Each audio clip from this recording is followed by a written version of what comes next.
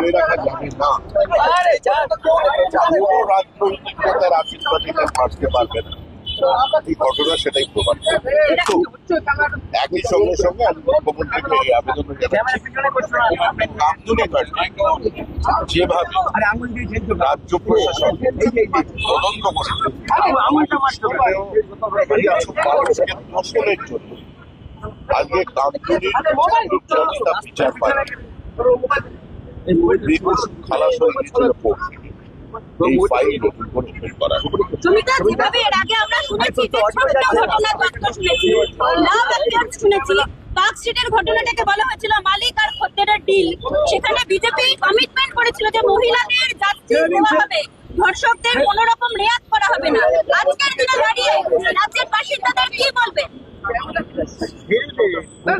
আমরা যে সরকারটা তৈরি করেছি, মানুষ যে সরকারটা বানিয়ে দিয়েছেন, নির্বাচনে প্রতিদ্বন্দ্বিতা করবার সময় তার প্রতীক ছিল পদ্মফুল, কিন্তু এখন যে সরকার পশ্চিমবঙ্গ রাজ্য সরকার, রাজ্য সরকারের কাজ করবে। রাজ্য সরকার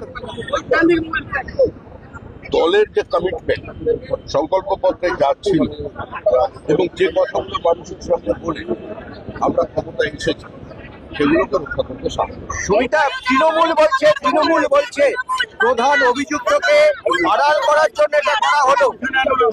তৃণমূলের অভিযোগ, প্রধান অভিযুক্তকে আড়াল করার জন্য এটা করা হলো। গণতান্ত্রিক দেশ, প্রত্যেকেই নিজের মতামত রাখতে পারে।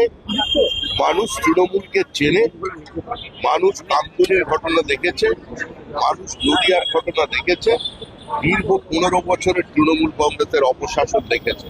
এখন তৃণমূল নির্মূল হয়ে গেছে।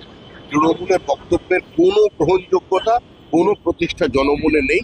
তারপরেও তারা যদি এটা বলতে চান বলতে পারেন, সমাজ সেটাকে গ্রহণ করবে। বিকাশ রঞ্জন ভট্টাচার্য তিনি বলছেন মূল অভিযুক্তকে এভাবে সরিয়ে দেওয়া হলো, তথ্য প্রমাণাদি লোপাট করা হলো এবং এটাও একটা লার্জার কনস্পিরেসি।